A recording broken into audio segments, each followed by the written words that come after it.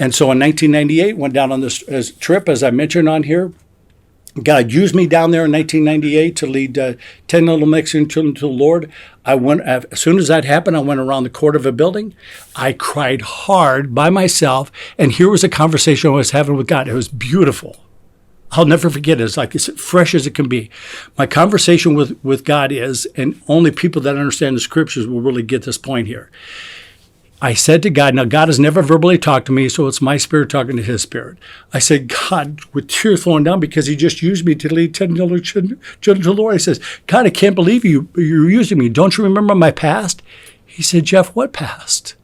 See, we have to understand if you confess your sins, he's faithful and just to forgive you. Part of the problem with many of us, especially with a bad past like I've had, is you want to hold on to your past. You want to remember those things. He says, if you confess your sins, I'm faithful and just to forgive you, and I will forget it. I will throw that into the deepest part of the sea where the north never meets the south. Notice he doesn't say the east never meets the west because the east will eventually meet the west. He wants to hide it. He says, I not only forgive you, but you need to forgive yourself because I have a plan for you. But if you continue to hold on to how bad you are, you're not going to be used because I'm not worthy. So that's a conversation I'm having. Don't you remember my past? I said. He said, what past? I said, but look at all that stuff I've done. He said to me the most amazing thing, Jeff, what stuff? And then in case he forgot it, I had to remind him some of those bad things I've done. And then he said the most beautiful thing in the world to me. Jeff, how much blood do you need? My son's blood covers all your sins. Past, present, and future. And then he said this, Jeff, I love you. You love me? Because remember, when you have a dad experience like many of us had, you don't ever hear the word love. And you think you're worthless. And the best way dad can measure how a boy and girl feels about themselves is not only you tell your kids you love them, but spend time with them. Otherwise, it's a joke.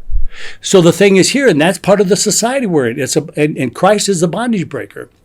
So he said this to me as I begin to wrap up, finally. So he said to me this. He says, Jeff, I not only love you, I want to use you. What? I said, God, then I said the same thing. God, don't you remember my past? And he says, Jeff, I want to use you. Now watch what happened. This was in June of 98 when my first amazing mission trip. People need to go on short-term mission trips. Everybody does.